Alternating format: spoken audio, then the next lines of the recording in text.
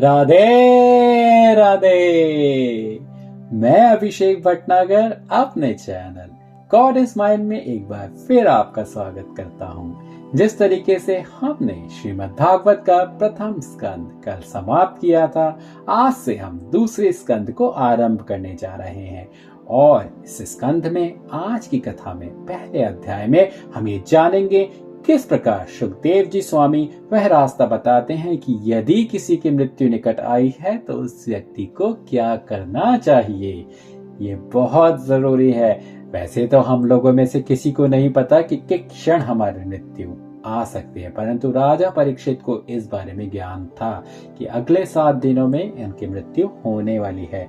तो क्योंकि राजा परीक्षित तो थोड़े से लकी थे कि उनको पता था कि उनकी मृत्यु आने वाली है, परंतु हम सब तो उतने नहीं है ना। तो इसलिए मैं चाहूंगा आप लोग भगवत भजन को रोजाना चाहे 10 मिनट ही सही या 15 मिनट या 2 मिनट जैसी आपकी इच्छा हो जरूर सुना करें। चलिए करते हैं आज के अध्याय की शुरुआत। दूसरा स्कंद का पहला अध्याय। सुखदेव जी का राजा परीक्षित से श्रीमद् भागवत और परब्रह्म परमेश्वर के अवतार धारण करने का हाल कहना।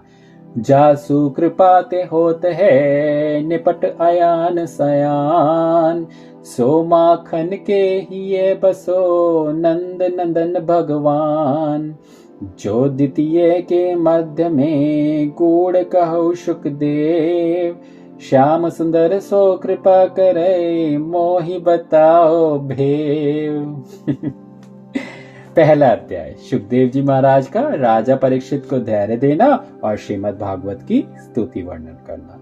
सुखदेव जी ने राजा परीक्षित का वचन सुनकर कहा कि हे राजन, तुमने जो पूछा कि अंत समय मनुष्य को अपनी मुक्ति के लिए क्या करना चाहिए, सब बहुत अच्छी बात पूछी है।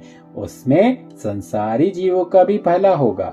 हे राजन, जो अज्ञानी मनुष्य परमेश्वर की महिमा को नहीं जानता और केवल सुखोविलास में डूबकर भ्रष्ट हो रहा है, उसके वास्ते सब दुख समझना चाहिए। क्योंकि ऐसे लोग संसारी विषय व सुख के पदार्थों की चाहना रखते हैं, पर बिना परमेश्वर की कृपा व दया के उनको कुछ सुख नहीं मिलता। वे इसी तरह अपनी आयु रात को स्त्री प्रसंग व दिन को उद्यम और व्यापार में व्यतीत करते हैं। उन्हें 8 पैर संसारी काम से छुट्टी नहीं मिलती कि वे उत्पन्न व पालन करने वाले नारायण जी का किसी क्षण स्मरण व ध्यान करके अपना परलोक बनाए। यही बात तो मैं आपको कहता हूँ। हम लोग अपनी दिनचर्या में इतनी ज्यादा व्यस्त हैं कि एक क्षण भी भगवान का नाम लेने में हमको बहुत कष्ट मालूम होता है। यही देखिए सुखदेव जी ने क्या कहा कि यदि एक क्षण भी दिल से भगवान का नाम ले लिया ना, भगवान प्यार के इतने भूखे हैं कि दिल से लिए हुए एक क्षण को भी ये समझ लेंगे कि ये मनुष्य मुझे याद करता है। तो यदि कभी भगवान न करे आपको कोई समस्या आएगी ना, वही एक क्षण का प्यार उन्हें अपनी जिम्मेदारी याद दिला देगा भगवान को कि यही मेरा ये जो भक्त है एक क्षण ही सही मुझे दिल से जरूर लगाता है। तो मेरी अब ये जिम्मेदारी बनती है कि इसको इस समस्या से बाहर निकालूं। समझ रहे हैं ना? और सुखदेव जी भी बिल्कुल वही बात कर रहे हैं। करते हैं अब आगे की बात। वे धन और परिवार से अपना भला चाहते हैं। देखो मनुष्य जैसे स्त्री पुत्र के मुंह में फंसकर सब तरह का दुख उठाता है और झूठ सत्य बोलकर द्रव्य उत्पन्न करके जिनको पालता है, उनका मरना भी अपनी आंखों से देखकर मन को इस महाजाल से विरक्त नहीं करता। मरने के उपरांत कोई बेटा व भाई बंधु उसकी सहायता नहीं कर सकते। वह पाप करने के बदले आप नरक भोगता है। और यह बात भी सत्य है, जो आता है वो अकेला ही ऊपर जाता है, उसके साथ कोई नहीं आता। आता भी अकेला है और जाता भी अकेला। आप अगर ये सोचें ये इसके साथ मैंने जिंदगी में बहुत भला करा है, तो आप यकीन मानिएगा वो आपके साथ नहीं जाएंगे। अपने पाप या पुण्यों का सब कुछ लेखा जोखा आपको अकेले ही देना है। करते हैं आगे की बात। हे राजन, तुम्हारा जन्म भरत खंड में हुआ। जो मनुष्य इस खंड में परमेश्वर का भजन व ध्यान करके वैकुंठ का सुख पाते हैं, उन्हीं लोगों का संसार में जन्म लेना सफल है।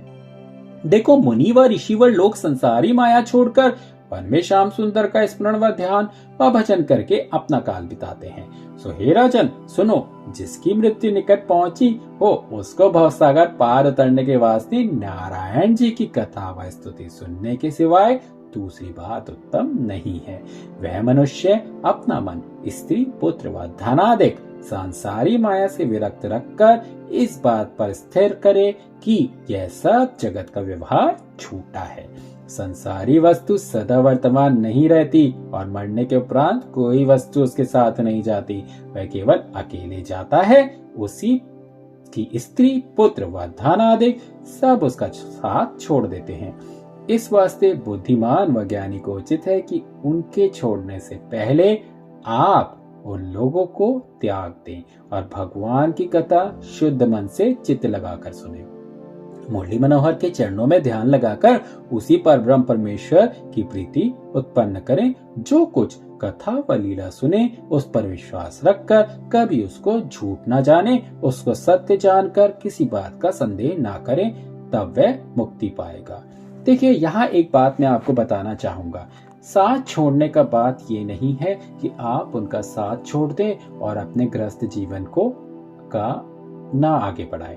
गृहस्थ जीवन को जरूर आगे बढ़ाए, क्योंकि कई बार क्या होता है, भागवत में बीच बीच में कई बार ऐसे शब्द आ जाते हैं, ये कर दीजिए, साथ छोड़ दीजिए। नहीं, भागवत में बीच में ये भी लिखा है, यदि कोई व्यक्ति ग्रस्त जीवन में है तो अपनी सारे जितने उसके उत्तरदायित्व है उसको अच्छी तरह से निभाना चाहिए और ग्रस्त जीवन में रहते हुए अपने सारे कार्य पूरे करते करते चाहे कुछ क्षण के लिए ही सही भगवान का नाम या भगवान का ध्यान जरूर करना चाहिए। और जब सारे उत्तरदायित्व पूरे हो जाएं तो वह खुद अपनी भार्या के साथ या अपनी पत्नी के साथ और कोई पत्नी अपने पति के साथ उस जीवन को छोड़ के भगवान नाम को गाए। ये जरूरी नहीं है कि आप निकल जाएं और वनों में चले जाएं और हिमालय पे चले जाएं। नहीं, आप ये भी कर सकते हैं कि आप अपने घर में ही भगवत भजन का ध्यान करें, अपने मन में ही भगवान का मंदिर बना ले। यही है जीवन और इसी जीवन को इसी तरह से आप सुगम बना सकते हैं। तो कई बार जब ऐसा होता है, जब ऐसी बातें लिखते हैं कि यदि जैसे कि इस बार लिखा है, इस वास्ते बुद्धिमान व ज्ञानी व्यक्ति को उचित है उनके छोड़ने से पहले आप उन लोगों को त्याग दें। तो ये लिखा तो जरूर है, परंतु इसका मतलब ये नहीं है कि आप आज ही त्याग दें। इसका मतलब ये है कि आप भले ही थोड़ा वक्त निकालें मगर भगवान के लिए जरूर निकालें, मगर अपना ग्रस्त जीवन अपने उत्तरदायित्व जरूर निभाएं। समझ आ गई ना आपको? यदि आपको कहीं से कहीं तक कोई भी डाउट कभी भी आता है, आप कमेंट बॉक्स में लिख सकते हैं, परंतु भागवत को ध्यान से सुनिएगा। और यदि आपको कोई भी शंका होती है तो मैं जिस तरीके से भी आपके हर प्रश्न का उत्तर देने की कोशिश करूंगा। आगे बढ़ते हैं। सो हे राजन, हम श्रीमद् भागवत जो सब पुराणों से उत्तम है उसमें केवल श्याम सुंदर की लीला व स्तुति लिखी है और हमने अपने पिता व्यास जी से उसको पढ़ा था। तुमको सुनाते हैं। जिस किसी की भी ऐसी इच्छा हो कि हम आवागमन से छूट जाएं, उसके वास्ते श्रीमद् भागवत सुनने के सिवाय दूसरा कोई उपाय उत्तम नहीं है। सब शास्त्र सुनने का फल केवल भागवत सुनने से प्राप्त होता है। इसे सब वेदों का सार समझना चाहिए। जिसको यमराज की फांसी से छूटना हो वह भागवत सुने, परमेश्वर के चरणों में उसकी प्रीति उत्पन्न होगी। जो मनुष्य स्त्री व लड़कों के मोह में और कोई स्त्री अपने पति के मोह में फंसा रहता है, कदाचित वह भी कथा सुनने का नित्य अभ्यास करे तो निस्संदेह उसका मन विरक्त होकर हरि चरणों में प्रीति उत्पन्न होगी और भवसागर पार उतर जाएगा।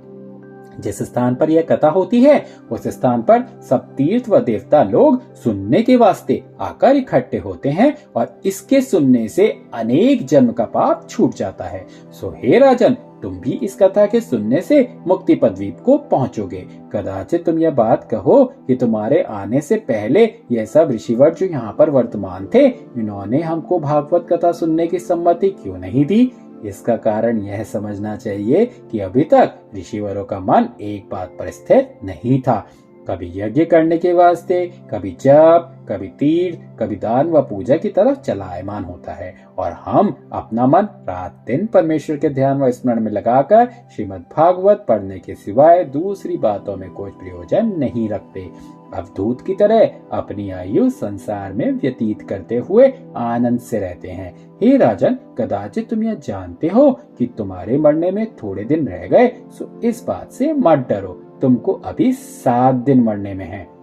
श्रीमद् भागवत की कथा चित्त लगाकर अच्छी तरह प्रेम से सुनो, तुम्हारी मुक्ति होगी।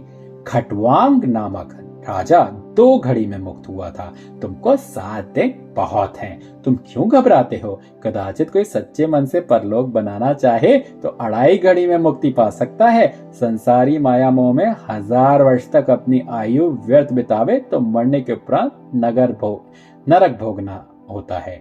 यह बात सुनते ही राजा ने हाथ जोड़कर कहा, महाराज, खटवांग राजा ने 2 घड़ी में किस तरह मुक्ति पाई थी, उसका हाल विधि पूर्वक वर्णन कीजिए। सुखदेव जी बोले, त्रेता युग के आदि में खटवांग नामक 7 द्वीपों का राजा बड़ा प्रतापी था। बलवान, नीतिमान, धर्मात्मा, अपने कर्म व धर्म से अयोध्यापुरी में रहता था। उन्हीं दिनों में दैत्यों ने इंद्रादिक देवताओं को लड़ाई में जीतकर इंद्रासन से निकाल दिया। तब पुरोहित बृहस्पति ने देवताओं से कहा, जब राजा खटवांग तुम्हारी सहायता करके दैत्यों से लड़ाई करे तब तुम्हारी जीत होगी। यह बात सुनते ही इंद्र देवताओं समेत मृत्युलोक में राजा खटवांग के पास आया और उससे अपना हाल कहकर सहायता चाही। राजा ने उनको दंडवत करके कहा, हमारा बड़ा भाग्य है जो तुम लोग हमसे दैत्यों की लड़ाई के वास्ते सहायता चाहते हो। एक दिन इस शरीर का अवश्य नाश होगा, कदाचित आप लोगों के काम आए तो इससे क्या उत्तम है। ऐसा वचन कहकर राजा अपने शस्त्र बांध लिए, इंद्रादिक के साथ जाकर दैत्यों से युद्ध किया और उन्हें जीतकर फिर देवलोक को राजगद्दी इंद्र को दे दिया। जब देवताओं ने राजा की कृपा से विजय पाई और निडर होकर अपना राज्य करने लगे, तब राजा ने देवताओं से विदा मांगी। उस समय इंद्र ने प्रसन्न होकर कहा, हे राजन, तुम हमसे कुछ वरदान मांगो। यह बात सुनकर राजा ने विचार किया, हमने सहायता करके इनका छूटा हुआ राज्य इनको दिला दिया है, इनसे कौन वस्तु मांगे। इंद्र ने उनके मन का हाल जानकर कहा, हे राजन, देवताओं को बीती हुई व होने वाली सब बातें मालूम रहती हैं। हम लोग दैत्यों के उपद्रव से व्याकुल थे, क्योंकि वे हमसे बलवान हैं, इसलिए तुमसे सहायता चाहिए थी। ऐसा वचन कहकर राजा ने अपने बुढ़ापे को सोचकर देवताओं से पूछा कि पहले तुम यह बताओ, मेरी आयु में कितने दिन हैं, तब मैं तुमसे वरदान मांगू। इंद्र ने विचार कर कहा, हे राजन, तुम्हारी आयु में केवल 4 घड़ी है। यह बात सुनते ही राजा ने देवताओं से कहा, हम वरदान मांगते हैं कि हमें इसी क्षण अयोध्या जी में पहुंचा दीजिए। वहां हमारी कर्म भूमि है। अब मेरे मरने का समय निकट पहुंचा, वहां जाकर मैं ऐसा कर्म करूं जिसमें आवागमन से छूटकर भवसागर पार उतर जाऊं। इंद्र ने उसी समय बहुत वेग से चलने वाला एक विमान राजा को दिया। राजा उसी विमान पर चढ़कर 2 घड़ी में अपने स्थान पर पहुंचे। हे राजन, उसने भरत खंड को देवलोक से अच्छा जाना, जो मरने के वास्ते अयोध्या जी में आया। सो तुमने विश्वास करके जानो कि भरत खंड बहुत अच्छा स्थान है। तो देखिए, आज मैं फिर से इस अध्याय को पूरा नहीं करूंगा क्योंकि अभी अध्याय बहुत बड़ा है। तो आगे हम अपने दिनचर्या की शुरुआत करेंगे और बाकी अध्याय हम कल पूरा करेंगे। जानते हैं, कल के अध्याय में सुखदेव जी भगवान के विराट रूप का दर्शन कराने वाले हैं। कैसा होता है विराट रूप, किस तरीके से आपको उस विराट रूप का ध्यान करना है, और ध्यान करने के लिए जब आंख बंद करके ध्यान में बैठना है तो कैसे भगवान के विराट रूप को देखना है, उसका वर्णन कल सुखदेव जी स्वामी करने वाले हैं। और हाँ, आज की कथा से हमने क्या सीखा? खटवांग ने अपनी जन्मभूमि और भरतखंड को स्वर्ग से भी उत्तम जाना। कहते हैं ना, जननी जन्मभूमि च स्वर्गातपि गरीयसी, यानी जन्मभूमि स्वर्ग से भी अच्छी होती है। जैसे कि मेरी जन्मभूमि भारत है और वो मुझे बहुत प्यारी है। चलिए करते हैं आज की दिनचर्या की शुरुआत, और याद रखिएगा कल जरूर भगवान के विराट रूप को सुनने के लिए प्रस्तुत होइएगा और इस चैनल को जरूर सब्सक्राइब करिएगा, क्योंकि ऐसे ज्ञान की बातें आपको सुनने को मिलेंगी। करते हैं दिनचर्या की शुरुआत राधे राधे के नाम के साथ। राधे राधे।